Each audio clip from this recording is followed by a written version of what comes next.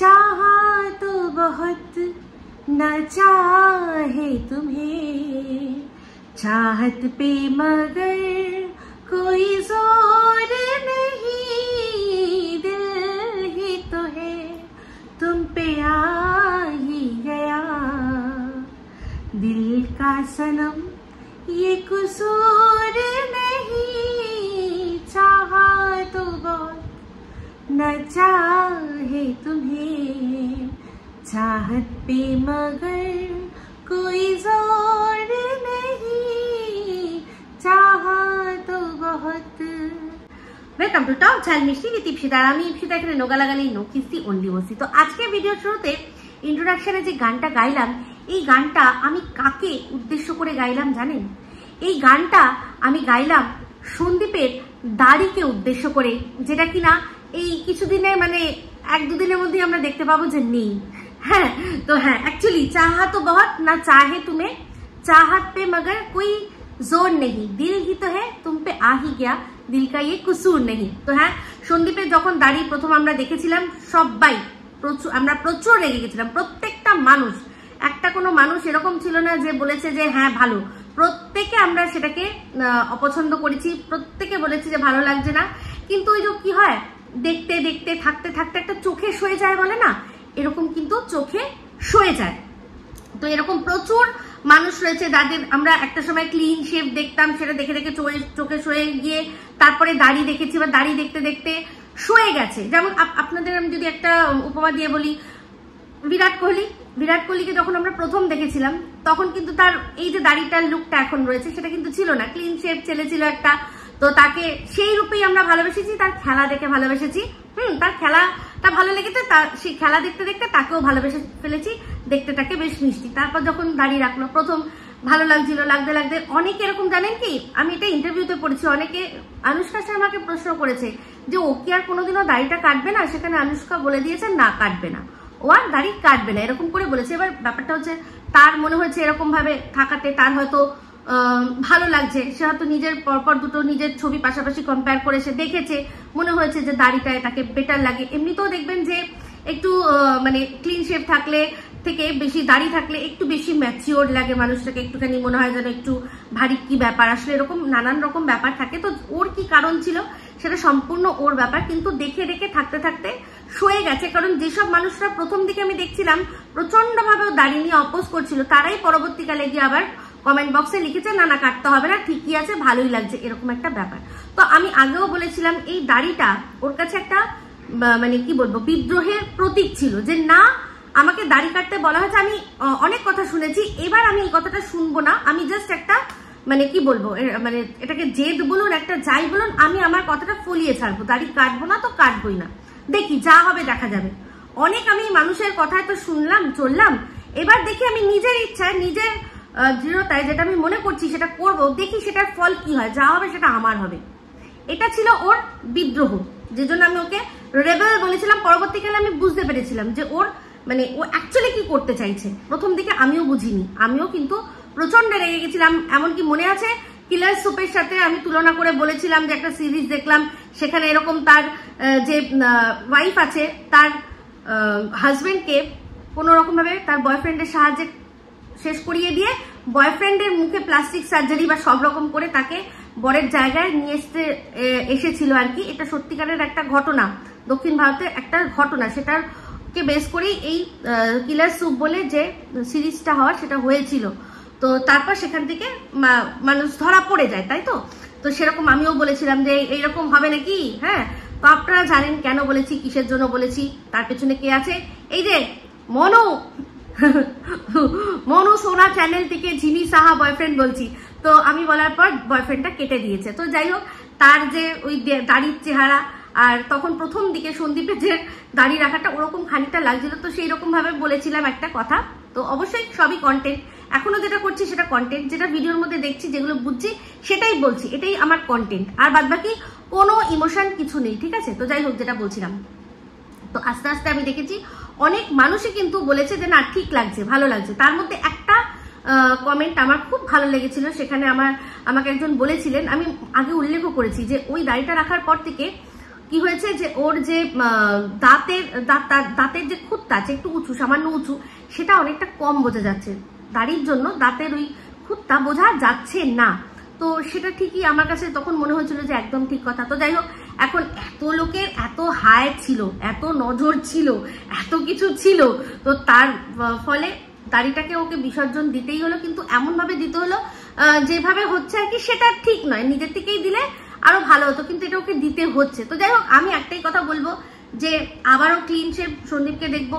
আবারও তখন ওর যদি মনে হয় যে হ্যাঁ এখানে আমার দাড়ি রাখলে আমার খুঁতটা ঢাকছে, তাহলে আমি দাড়ি রাখি। আমি যেমন বলেছিলাম যে গরমকালে তো অলওয়েজ দাড়ি রাখা উচিত, কারণ স্কিনটা তাতে প্রোটেক্টেড থাকে। কিসের থেকে? সানলাইট থেকে। ডাইরেক্ট সানলাইটটা স্কিনে ডাইরেক্ট না লেগে কি হয়, দাড়ি তাকে আটকে দেয়, তো মুখ যে পুড়ে যায় ব্যাপারটা ওটা অনেকটা কম থাকে, তাই না? তো সেক্ষেত্রে ঘর কি খেতি হ্যাঁ ভাই, যখন মনে হবে কাটবে, যখন মনে হবে আবার রাখবে। আমি তো এটাই বলবো যে মাঝে মাঝে লুক চেঞ্জ করবে। সবসময় এক ক্লিনও থাকা ভালো লাগবে না, আবার সবসময় এক মুখ দাড়ি রাখাও ভালো না। কোনো সময় রাখলে দাড়ি, আবার কোনো সময় কেটে দিলে ঘর কি খেতি, যেরকম বললাম সেরকম করবে। তো যাই হোক, ঘর কি খেতি বলে মনে পড়লো যে দেখলাম আজকে যে ওদের যে জমিটা, সেই জমিটা যেটা আর কি নতুন ব্যবসা শুরু করবে, তো সেক্ষেত্রে পরিষ্কার পরিচ্ছন্ন করছে। তো অনেকেই মনে করছেন যে ও হয়তো পোলট্রি ফার্ম করতে পারে। তো আমিও সেটা বলছি যে হয়তো হলেও হতে পারে। আমার প্রথম মনে হয়েছিল যে ও হয়তো ড্রাগন ফলের চাষ করবে, কারণ হচ্ছে গিয়ে ও একটা ড্রাগন ফলের মানে যেখানে চাষ হয় ও গেছিল, সেটা আমাদের সাথে শেয়ার করেছিল। তো দেখুন, ড্রাগন ফলের চাষ করার জন্য কিন্তু ইট বালি সিমেন্ট লাগবে। আপনারা যদি ভালো করে দেখে থাকেন তাহলে দেখবেন যে এই যে ড্রাগন ফলের গাছগুলো হয়, প্রত্যেকটার জন্য একটা করে পিলার লাগে। তো পিলার জানেন কি দিয়ে তৈরি হয়? পিলার তৈরি হয় ওই বালি সিমেন্ট এইসব দিয়েই, কিন্তু ইট এইসব দিয়েই কিন্তু পিলার তৈরি হয়। কারণ ওই যে গাছগুলো যে এরকম ঝাঁকড়া হয়ে একটা জায়গার মতো থাকে না, প্রত্যেকটাতে একটা করে পিলার থাকে। যেরকম আমরা আমাদের ঘরে দেখেছেন পিলার না, একটু সরু সরু। তো সেক্ষেত্রে ও পোলট্রি ফার্ম করলেও ওকে একটা ঘর বানাতে হবে, সেক্ষেত্রেও ইট বালি সিমেন্ট সব লাগবে, স্টোনচিপ সব লাগবে। আর যদি ও মনে করে যে ড্রাগন ফল চাষ করবে, সেক্ষেত্রেও কিন্তু ওকে ওই রকম একটা বানিয়েই নিতে হবে, পুরো পিলার পিলার পিলার দিয়ে বানিয়ে দিতে হবে, যেখানে গিয়ে গাছগুলো আর কি, গাছটা এরকম স্তূপাকারে তৈরি হয় তো থাকবে। তো যাই হোক, আমি একটাই কথা বলবো, যদি পোলট্রি ফার্ম করে তাহলে খুব সাবধান হচ্ছে আমাদের সোনা বাবাকে নিয়ে। কারণ জানেন যে পোলট্রি ফার্মে আবার অনেক রকম অনেক কিছু হয়ও না, মাঝে মাঝে দেখা যায় অনেক কিছু। তো কিছুই না, তাহলে কি লোকে পোলট্রি ফার্ম করছে না? অবশ্যই করছে। ভীষণ একটা মানে লাভদায়ী ব্যবসায়ী। কারণ হচ্ছে গিয়ে কিছু হোক না হোক, মানুষ আমরা ডিম আর চিকেন এই দুটো জিনিস আমরা খাবোই খাবো। হ্যাঁ, কারণ সবজির যা দাম বাড়ছে, অনেকেই কিন্তু এখন সবজিতে হাত দিতে পারছে না। কারণ সবজি নিলে তার আনুষঙ্গিক অনেক কিছু হবে, তাহলে ডাল করো রে, এই করো রে, সেই করো রে। চিকেনটা কি হয়, একটা চিকেন ঝোল ভাত হয়ে গেল, আমরা খেয়ে নিয়ে একবেলা উদ্ধার করে দিতে পারলাম। তো তারপর ডিম হলে ডিমের ঝোল ভাত, ব্যাস, আর তার সাথে কিচ্ছু লাগে না। তো সেক্ষেত্রে কিন্তু ডিম আর চিকেন এই দুটোর মানে ডিমান্ড কোনো দিনও কমবে না। তো খুবই লাভদায়ী ব্যবসায়ী। শুধুমাত্র যখনই তোমরা খুব সাবধানে থাকবে, মাছ টাছ করে যাবে, এইগুলোই শুধু দেখার, আর কোনো বিষয় নয়। ওটাও ভালো, আর ড্রাগন ফল সেটাও খুব ভালো। আমি তো প্রথমে ড্রাগন ফলই ভেবেছিলাম, ওটাও কিন্তু খুব আপকামিং হেভি হাই ডিমান্ডিং আর কি ওই ফলটা। কারণ হচ্ছে গিয়ে সবাই জানে খেতে তার স্বাদ থাক না থাক, তার উপকার প্রচুর। আর আজকালকার ডেটে না, মানুষ যখনই কোনো জিনিসের উপকার বুঝে যায়, উপযোগিতা বুঝে যায়, তার প্রতি ডিমান্ডটা আরো প্রচুর বেড়ে যায়। তো সেক্ষেত্রে ড্রাগন ফলের চাষটাও কিন্তু ভালো। যদি এখন যদি পোলট্রি ফার্ম করছো, তার সাথে সাথে তুমি যখন দেখে এসছিলে, যদি মনে হয় যে আরো একটু জায়গা পাচ্ছে আমি ওইটাও করব, সেটাও কিন্তু করতে পারো। কারণ গাছগুলো একবার লাগিয়ে দিলে তারপর পরিচর্যা এমন কিছু ও না, বা না একেবারে বলবো না যে নয়, কিন্তু আমি একটা জিনিস জানি যে তোমরা খাটনিতে ভয় পাও না, তোমরা প্রচুর খাটতে পারো ভাই। আর যারা খাটতে পারবে তাদের না কোনো দিন মানে যে কোনো ব্যবসা হাত দিলেই তার সোনা হবেই। তো তুমি খুব ভয় পাচ্ছ, বুঝতে পারছি, অনেকগুলো টাকার ইনভেস্টমেন্ট রয়েছে, ভাবছো কি হবে না হবে। আমি বলবো 100% নিজের দিয়ে জাস্ট ঝাঁপিয়ে পড়ো এরকম ভাবে, তারপর দেখো কিরকম রাস্তা নিজের থেকে নিজে ঠিক খুলে যাবে। তো যাই হোক, একটা বিষয় নিয়ে কথা বলি, সেটা হচ্ছে সোনা বাবার স্কুল নিয়ে। তো আমরা সবাই দেখেই নিয়েছি যে সোনা বাবা আগের বছর যে স্কুলে গেছিল, এবছর সেই স্কুলে যায়নি। তো সন্দীপ স্কুল চেঞ্জ করছে। তো সেক্ষেত্রে একটা স্কুলে ও গেছিল, যেখানটা দেখে আমি জানি অনেকেরই হয়তো মনে হবে যে এইটা কি স্কুল, আগে যে স্কুলটা ছিল এটা কিরকম ধরনের স্কুল। তো সেক্ষেত্রে হয়তো আপনারা ভাবছেন যে ওকে হয়তো গ্রামের ওই অবৈতনিক স্কুলে পাঠিয়ে দিচ্ছে সন্দীপ। তো তার কারণটাও সবার ক্ষেত্রেই স্বাভাবিক এটা ভাবাটা, যে সন্দীপের এখন ইনকাম কমে গেছে। তো এই কথাটা কিছুদিন আগে আমার হাজবেন্ডও যে ভিডিওটা করেছিল সেখানে বলেছিল যে ওর যদি ইনকাম কমে যায় তখন ও কি করবে, তখন বাধ্য হয়ে ওকে ইংলিশ মিডিয়াম থেকে ছেলেকে বেঙ্গলি মিডিয়ামে নিয়ে আসতে হবে। তো এই জিনিসগুলো আমরা চোখের ওপর দেখেছি, আমার সাথে হয়েছে। তো আমার বাবা যেহেতু যেখানে কাজ করতেন সেটা কারখানা, মাঝে মাঝেই জানেন ওই ইউনিয়ন হয়ে লক আউট হয়ে যেত। তো লক আউট মানে নো ওয়ার্ক নো পে। তো সেক্ষেত্রে কত কষ্ট করে মাকে সংসার চালাতে হয়েছে। আমার ইংলিশ মিডিয়াম স্কুল মা একদম ছোটবেলা থেকেই ছাড়িয়ে বেঙ্গলি মিডিয়ামে নিয়ে নিয়েছে। কারণ হচ্ছে গিয়ে যদি বাই এনি চান্স উঁচু ক্লাসে গিয়ে এরকম হয় যে টাকা পয়সার প্রবলেম, তখন তো আমার মাঝপথে পুরো বন্ধই হয়ে যাবে। কারণ একদম বড় হয়ে গেলে তখন আর আমি কিন্তু বেঙ্গলি মিডিয়ামে গিয়ে খাপ খাওয়াতে পারতাম না। তাই জন্য আমাকে একদম ছোটবেলা থেকেই ইংলিশ মিডিয়াম ছাড়িয়ে মা বেঙ্গলি মিডিয়ামে নিয়ে চলে এসছে। তো সেখানে আমার পড়াশোনা স্মুথলি হয়েছে।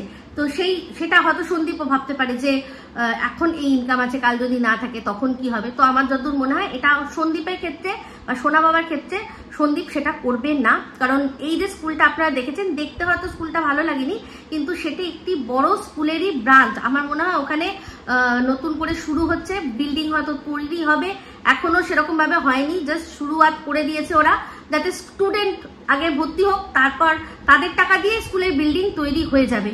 তো আমার যতদূর মনে হয় আমাদের সোনা বাবার অতদিনও লাগবে না, এই স্কুলের নতুন বিল্ডিং করে ওর পড়তে লাগবে না। ও তার আগেই হয়তো মনে হয় ক্লাস 1 কি 2তে গিয়ে হয়তো কৃষ্ণনগরের ওই বড় স্কুলে দিয়ে দেবে। তো এমনিতেও হচ্ছে কৃষ্ণনগরে যে বড় বড় স্কুলগুলো রয়েছে তার মধ্যে যেগুলো হচ্ছে গিয়ে মিশনারি স্কুল, হ্যাঁ ওখানে তো অনেক মিশনারি স্কুল রয়েছে। তো সেই মিশনারি স্কুলগুলোতে কিন্তু খরচা আবার কম। ইংলিশ মিডিয়াম হতে পারে কিন্তু ওরা প্রচুর অনুদান পায়, সেই সরকারি বলুন বা অনেক রকম এনজিওস থেকে বলুন, অনেক জায়গা থেকে বলুন, তারা পায়। তাদের কিন্তু ভীষণ কম থাকে, মানে যে বেতনটা থাকে সেটা খুব কম থাকে। যেগুলো চার্চের আন্ডারে যে স্কুলগুলো পড়ে সেই স্কুলগুলোর পড়াশোনার মানও খুব হাই, আর মাইনেটাও কিন্তু অন্যান্য প্রাইভেট স্কুলগুলোর থেকে অনেক কম, অনেক কম। আমি যদি উপমা দিয়ে বলি, আমাদের কলকাতায় যদি ধরুন বিড়লাদের যে স্কুল রয়েছে, সে যে ধরনের স্কুলগুলো রয়েছে সেখানে যে মাইনে, আর সেখানে তার চেয়ে লরেটো বা ধরুন হচ্ছে গিয়ে লাম আর্টস, হ্যাঁ ডন বস্কো, এগুলোর কিন্তু মাইনে অনেকটাই কম যদি তুলনামূলকভাবে দেখতে চান। তো প্রাইভেট স্কুল ইংলিশ মিডিয়াম যেগুলো কোনো অন্যান্য সংস্থারা চালাচ্ছে তার যে খরচা, তার চেয়ে যেগুলো চার্চের আন্ডারে মিশনারিজের আন্ডারে থাকে সেগুলো কিন্তু অনেক খরচা কম বলে আমি জানি। তো সেক্ষেত্রে ওকে কোনো ওই ধরনের স্কুল, আর তাদের পড়াশোনার মানও ভীষণ ভালো, বিশেষ করে ইংলিশের যে দক্ষতা, ওখান থেকে পাশ করা ছেলেমেয়ের যে ইংলিশের দক্ষতা থাকে না, দারুণ। তো আমার তো মনে হয় ওইরকম ধরনেরই একটা কোনো স্কুলে যদি পরীক্ষা দিতে হবে, অবশ্যই পরীক্ষা দিতে হয়। আর বাবা মারও কিন্তু ইন্টারভিউ লাগে, এখানে বাবা মারও ইন্টারভিউ লাগে। তো সেই জন্যই এই যে আমি এতগুলো কথা বলছিলাম না, যে তোমরা ঠিক করে নাও, তোমরা যা হয়েছে, টিনকেও বলেছি, সন্দীপকেও বলেছি, যা হয়েছে আবার নতুন করে একটা রাস্তায় তোমরা এসে সবকিছু ঠিক করে নাও। তো যাই হোক, একটা জিনিস এদের দুজনের ক্ষেত্রেই বলতে হয় যে দুজনেই কিন্তু অন্যদের দ্বারা প্রচুরভাবে পরিচালিত। দেখুন এই কথাগুলো আমি আজকে এখন কেন বলছি, কারণ ওই দেশ থেকে বেশ কিছু কথা এমন বলে দেওয়া হয়েছে, যেমন কিনা সন্দীপের বেডরুমের কথা, এটা আমি বলেছিলাম না যে জাস্ট একটা খুঁচানো হবে, কেউ যদি একটা কোনোভাবে খুঁচানো দেয় তাহলে কি হবে, সে এমন কথা বলে ফেলবে যাতে কিনা সন্দীপের তার যে আফটার এফেক্ট কি হবে সেটা চিন্তা করবে না। এই জন্যই কিন্তু আমি একটা গল্প শুনিয়েছিলাম, যেটা কিনা রাজা আর একটা বাদরের গল্প। তো বাদর বলতে ওই অর্থে বাদর নয়, গল্পটা ওরকম ছিল। কিন্তু এরকম আমাদের প্রচুর মানুষ রয়েছে যে প্রচুর অতিরিক্ত ভালোবাসার ফলে না খারাপ বা ক্ষতি করে ফেলে, বা কি বললো বুঝতে পারে না যে তার এফেক্টটা কি হবে, প্রতিপক্ষ সেটা নিয়ে কি প্রশ্ন তুলতে পারে। তো প্রতিপক্ষ তুলুক বা নিরপেক্ষ তুলুক, আমি তো নিরপেক্ষ, আমি যেটা শুনেছি ভিডিওর মধ্যে সেটা অবশ্যই নিয়ে, যেটা দর্শক শুনেছে সেটা নিয়ে অবশ্যই কথা বলবো। তো সেক্ষেত্রেই বলছি যে এই যে এরকম ভাবে না কোনো মানুষের কাছ থেকে না কিছু নেওয়া উচিত নয়। যে আজকে বেডরুম তৈরি করতে সাহায্য করেছে এরকম কথা উঠছে, তার মানে আমি যখন বেডরুম তৈরি করতে সাহায্য করেছি তাহলে সেই বেডরুমে আমি সে কার সাথে থাকবে সেটাও সেই ডিসাইড করে দেবে, এইরকম না করাই উচিত। আর যত ব্লগার আছে সবাইকেই বলবো, বা কোনো ক্রিয়েটাররাও রয়েছে, যে সেক্ষেত্রে আপনারা চিন্তা করে দেখবেন যে আপনাকে কেউ কিছু করলো, তার এগেনস্টে যদি সে শর্ত রাখে পরবর্তীকালে, সেটা কিন্তু কোনোভাবেই কাম্য নয়, কোনোভাবেই কাম্য নয়। তো যাই হোক, এটা নিয়ে এখন অনেক বড় ব্যাপার সামনে অবশ্যই যখন আসার ঠিকই আসবে, কিন্তু আমি যা বোঝা হয়ে গেছে। তো সেম অপরদিকে টিনের ক্ষেত্রেও কিন্তু তাই, ও কিন্তু পরিচালিত, যেহেতু এই যে কেস করার টাকা পয়সাগুলো আমরা শুনেছিলাম যে টিন নিজের থেকে দেয় না, অন্য কেউ সেখানে ফান্ডিং তার আছে। শুনেছিলাম যে অনেক দূর দূর থেকে ফান্ডিং করে ওর এই কেসগুলো চালানো হয়। আমরা এটাও বুঝতে পারছি যে টিনের এখন যা ইনকাম হচ্ছে, আগের থেকে ইনকাম অনেক কমে গেছে, কিন্তু তার সত্ত্বেও ওর কিন্তু কেসগুলো যথা সময় মতো করে চলে যাচ্ছে। তো তার পেছনে পরিষ্কার বোঝাই যাচ্ছে যে এই কেসের জন্য টাকা কিন্তু টিন নিজের জ্ঞান থেকে দেয় না। এই যে কথাটা উঠেছিল, যে আর কি কথাগুলো তোলা হয়েছিল, সেই কথাগুলো কিন্তু মিলে যাচ্ছে এইগুলো দেখে, এই জিনিসগুলো দেখে। নাহলে দেখুন, এটা টিন, ওরও কি মনে হয় না যে আমি যে টাকাগুলো ইনকাম করছি, সেই টাকাগুলো আমি নিজের জন্য খরচা না করে, আমি আমার সন্তানের জন্য না রেখে শুধু শুধু কেসের পেছনে টাকাগুলো ঢালছি। শুধু কেসের পেছনে ঢালতে তো হচ্ছে না, আমাকে তো গতরেও যেতে হচ্ছে, আমার একটা দিন নষ্ট হচ্ছে, আমি যে অন্য কাজ করছি সেটা নষ্ট হচ্ছে। তার সত্ত্বেও ও এটা বলতে পারছে না যে যা হয়েছে হয়েছে, এগুলো মিটিয়ে নিয়ে আমরা নতুন করে পথ চলা শুরু করি। ও বলতে পারছে না, কারণ এটাতেও বোঝা যাচ্ছে যে ওকে দিয়ে কেউ করাচ্ছে, ও চাইলেই কেস মিটিয়ে নিতে পারবে না। তো আমি একটাই কথা বলবো, কোনো নাম না, কোনো কিছু না, একজনকে বলেছিলাম, মানে শুনেছিলাম, সে বলেছিল যে আমার কি ক্ষমতা তুই বা তোরা জানিস না, আমি অনেক দূর থেকে বসেই এমন কলকাঠি নাড়াবো, আমি কিন্তু চাইলে সমস্ত কিছু মিটিয়ে দিতে পারতাম, আমি এখানে বসে বসে সব ঠিক করে দিতে পারতাম। তার একটা রাগ ছিল যে একজন, মানে যে আর কি পাতানো দিদি, আমি নাম বলছি না কিন্তু বুঝিয়ে দিচ্ছি, আপনারা বুঝতেই পেরে যাচ্ছেন যে বায়োলজিক্যাল দিদির কথা বলছি। সে বলেছিল যে তার অসীম ক্ষমতা, কিন্তু তার রাগ একটা হয়েছিল যে একজন বহিরাগত মানুষ, সে ওদের বাড়িতে এসে ঢুকেছিল, তো সে তো এখন নেই। আর তার তো সত্যিই ক্ষমতা যদি থাকে, যদি না সত্যিই রয়েছে, কারণ টিন নিজে বলেছিল যে কিরকম ভাবে সাপোর্ট করেছে, হ্যাঁ সে নিজের সাপোর্ট দেখিয়েও ছিল। তো সেক্ষেত্রে একটাই কথা বলবো যে তার এই ক্ষমতাটা, যেটা খুব ভালো কথা, কিন্তু সেই ক্ষমতাটাকে একটা ভালো কাজে ব্যবহার করুক। কারণ যতই যাই হোক, তারও তো রক্তের সম্পর্ক, সে মানা হোক বা না হোক। তো সেক্ষেত্রে একটা ছোট, তার ছেলে ভালো স্কুলে পড়ছে, ভালো জায়গায় যাচ্ছে, ভালোভাবে রয়েছে, আর সেক্ষেত্রে আরেকজনের বাচ্চা, তার যদি এরকম অবস্থা হয় যে তার বাবাকে তো অবশ্যই কেস করার জন্য কেউ টাকা দিয়ে স্পন্সর করে না, যদিও খুবই সামান্য পয়সা হয়, কিন্তু তাও তাকে নিজেরই সেটা দিতে হয়, তো সামান্য হলেও তো নিজের দিতে হয়। তো সেক্ষেত্রে হয়তো যদি মনে হয় যে না ঠিক আছে, কেসটা দীর্ঘদিনকালীন আমার চলতে হবে, তাহলে কেসের জন্য আমি পয়সা বাঁচাই, বাচ্চার পড়াশোনাটা আর কি আমি এই যে অবৈতনিক স্কুলে করি, বা একটু মোটামুটি, অত ভালো গেলাম না, মোটামুটি একটা স্কুলে করি, এরকম যদি ভেবে সে চিন্তা করে, আমি বলছি না করছে, সে তো বলেই দিয়েছে ভালো স্কুলে ভর্তি হবে, তাও আমি কথার কথা এটা বলছি, তাহলে মনে হয় না এরকম যে এই জিনিসগুলো বন্ধ হয়ে তার যেটা ইচ্ছা ছিল যে বহিরাগত যে ছিল সে যেন মানে ওদের ধারে পাশে না থাকে, এরকমই তো একটা ব্যাপার। সেই তো বলেছিল খাল কেটে কুমির আনা, হেনা তানা, আরো নানান রকম কথা বলেছিল। তো সেক্ষেত্রে আমার মনে হয় না যে এবার বাস হয়ে গেছে, এবার এটাকে ইতি টেনে দেওয়া হোক। সে তো জিতে গেছে, সন্দীপ তো বলেই দিয়েছে আমি আমার অকাত বুঝে গেছি, সবাই সবটা বুঝে গেছে, উনিও সবটা বুঝে গেছে। তো আমার মনে হয় না এবার সে যে ক্ষমতাটার কথা বলেছিল যে আমার প্রচুর ক্ষমতা আছে, আমার মনে হয় সেই ক্ষমতাটার প্রয়োগ করে এবার সবকিছু ঠিক করে দিলে হয় না? তাহলে কি হবে, একটা স্কুলে ইন্টারভিউ দিতে যাবে, বাবা মা দুজনে সেপারেট, সেটা নিয়ে কোনো চাপ নেই, বাবা মা সেপারেট, বাবা মা দুজনের মতো থাকছে, কিন্তু যখন বাচ্চার জন্য যাচ্ছে তারা এটা দেখাতে পারবে যে হ্যাঁ আমরা বাচ্চার জন্য একসাথে এসছি, পেরেন্টস হিসেবে আমরা আলোচনা করতে এসছি, আমাদের বাচ্চাকে পড়াশোনা কি হেনা তেনা সমস্তটা একটা কিছু ঠিকঠাক ভাবে করার জন্য যাতে আবেদন করতে পারে। এটা মাথায় আসে না, কারণ যে কোনো বড় স্কুলে কিন্তু যদি এইরকম ধরনের একটা জিনিস শোনে যে বাবা মায়ের এরকম একটা চলছে, তারা কিন্তু একটু হলেও সেটা নিয়ে চিন্তা করবে। বাচ্চার প্রচুর মেরিট, বাচ্চা দারুণ ইন্টারভিউ দিল, কিন্তু অনেক সময় কি হয় এইসব ইন্টারভিউতে এইসবগুলো হওয়ার ক্ষেত্রে অনেক সময় বাচ্চাদের কিন্তু একটু মাইনাস পয়েন্টে চলে যায়। তো সেই জন্য মনে হয় না যে সমস্ত কিছু মিটিয়ে নিয়ে, কারণ যেটা শিক্ষা পাওয়ার ছিল সে তো শিক্ষা পেয়েই গেছে। দেখুন নতুন, আমি ভিডিওর মধ্যে থেকেই বলছি, সে নিজেই বলেছে, আমি সন্দীপের কথা বলছি, যে আমার নিজের অকাত বোঝা হয়ে গেছে, আমি বুঝে গেছি, আমি উপরে উঠছিলাম, আমি তলায় পড়ে গেছি, সব তো সে বুঝেই গেছে। আর সে তার বায়োলজিক্যাল দিদির হয়ে যথেষ্ট স্ট্যান্ডও নিয়েছে। তাহলে এবার মনে হয় না বায়োলজিক্যাল দিদি যে কিনা নিজে মুখেই বলেছিল যে আমার প্রচুর ক্ষমতা, আমি ওখান থেকে বসে বসে সমস্ত কিছু ঠিক করে দিতে পারি, তাহলে এবার মনে হয় না যে সবকিছু ঠিক করে দিয়ে এই দুজন, আমি কিন্তু যে আমার উপর যে যাই বলুন না কেন, আমি কিন্তু দুজনকেই ভালোবাসি। হ্যাঁ, একজনের যে জিনিসটা সে করেছিল সেটা মেনে নিতে পারেনি, আর আরেকজনের সম্পর্কে কেউ প্রমাণ দিতে পারছে না। তো যে প্রমাণগুলো যেগুলো দিচ্ছে সেগুলো মানে জাস্ট একটা ফ্যাব্রিকেটেড প্রমাণ, ওগুলো কোনো আমার যুক্তিতে আসেই না। আমার কাছে প্রমাণ হচ্ছে যে সেই যার সম্পর্কে বলেছে সে নিজে স্বীকার করে নেবে যে হ্যাঁ যেটা বলছে সেটা ঠিক বলছে, তবেই সেটা প্রমাণ হবে।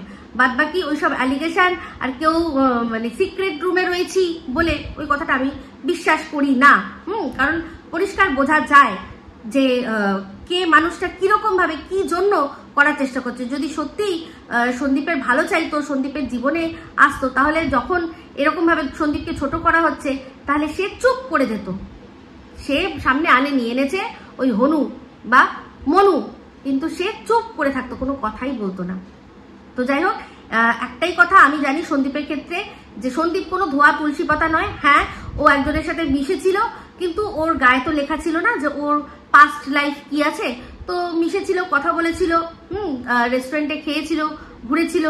তো তারপর যখন সত্যি সামনে আসলো তখন ও কি করেছে সেটাও আমরা দেখেছি, যে ওর সাথে আর কোনো সম্পর্ক নেই। এবার সে কি বলছে যে আমি তার সাথে ফোনে কথা বলছি না বলছি, সেগুলো দিয়ে কিচ্ছু যায় আসে না, কিচ্ছু প্রমাণও হয় না, কিন্তু মেয়েটি এটাও বলছে যে কোনো উল্টো সম্পর্ক ভেবো না, তোমরা ভেবো না। তো সেক্ষেত্রে যা হবে যেটা হবে পরবর্তীকালে দেখা যাবে। আমি এটাই জানি যে টিন যেটা করেছে সেটাও অবৈধ। যদি এই সন্দীপের ক্ষেত্রে এটা হয় তাহলে সেটাও অবৈধ, দুটোই অবৈধ। আইনের চোখে দুটোরই কোনো মান্যতা নেই। তাই জন্যই দুজনকে ডিভোর্স দিয়ে তারপর এবার আসো, তারপর দেখবো তোমরা দুজনকে ছেড়ে তারপর যাদেরকে ধরলে তারা কত একেবারে তোমাদের জন্য ভালো। তবে হ্যাঁ, একটা জিনিসই হবে, সেটা হচ্ছে গিয়ে এবার না টিন কাউকে দোষারোপ করতে পারবে, মানে ওর বাবা মাকে, না সন্দীপ কখন কাউকে দোষারোপ করতে পারবে। যদি যার সম্পর্কে কথা হচ্ছে খুল্লা ওদের থেকে সবকিছু বলা হচ্ছে যেটা সত্যি হয়, তাহলে সেক্ষেত্রে সন্দীপ কাউকে দোষ দিতে পারবে না যে তোমার জন্য এটা হয়েছে বা তোমার জন্য ওটা হয়েছে। ও নিজেই দেখেছে। হ্যাঁ, তবে আশেপাশের মানুষগুলোকে আমরা এটা বলতে পারবো যে তোমরা দেখে বুঝলে না কিছু, খোঁজ খবর নিলে না, একটা মানুষের সাথে একটা মানুষ কথা বলছে, তার খোঁজ খবর নেওয়া দরকার, তার পাস্ট কি আছে, সে কি করে, কোথায় থাকে, তো সেগুলো একটা আইডিয়া। আর না হলে বুঝতেই পারছি যে এতটাই ক্যাজুয়াল ছিল সম্পর্কটা যে এগুলোর প্রয়োজনই বোধ করেনি। দুটো হবে, সেটা কে বলতে পারবে? সেটা খুদ যারা সম্পর্কে রয়েছে তারা, আর যারা আশেপাশের মানুষরা যারা দেখেছে তারাই বলতে পারবে। এটা আপনি ওই ভিডিও দেখে কিছু বুঝতে পারবো না, তাই না? তো যাই হোক, এটাই বলবো যে সমস্ত কিছু মিটিয়ে নিলে আর কিছুই না, বাচ্চাটার মঙ্গল হবে। আর এইটাই আমার একটা আবেদন ছিল, যে কিনা নিজেই বলেছিল যে আমার অনেক ক্ষমতা রয়েছে। তো এবার সে তার ক্ষমতা দেখিয়ে সে 498A কেস দিয়েছে, তারপর আরো নানান কেস করে দেখিয়েছে। তো তার ধ্বংসাত্মক যে ক্ষমতা সেটা সে দেখিয়ে দিয়েছে। এবার সৃজনমূলক বা সৃষ্টির বা ভালো যে ক্ষমতা সেটা সে দেখি, তাহলে বুঝবো যে হ্যাঁ, আমি চাইলে শেষও করতে পারি, আমি আবার নতুন করে শুরু করার রাস্তাও তৈরি করে দিতে পারি। এটাই আমি বলবো। তো তার সাথে আমার যেটুকু ছিল ওই স্ট্রাইকের, ব্যাস ওইটুকুই। আমি কিন্তু না দেখি, না তাকে রোজ মানে ছোট করার জন্য টেনে নিয়ে আসি ভিডিওয়, না। কিন্তু আজকে এই কথাগুলো আমি বললাম। কেমন লাগলো অবশ্যই আপনারা কমেন্টে জানাবেন। যদি ভালো লাগে তাহলে অবশ্যই লাইক, শেয়ার, কমেন্ট করতে ভুলবেন না। যারা চ্যানেলটা সাবস্ক্রাইব করেননি তারা সাবস্ক্রাইব করে নেবেন। সবাই ভালো থাকবেন, সুস্থ থাকবেন। আবার আসছি খুব শীঘ্রই একটা নতুন ভিডিও নিয়ে। Me Ipsita signing off. Love you all.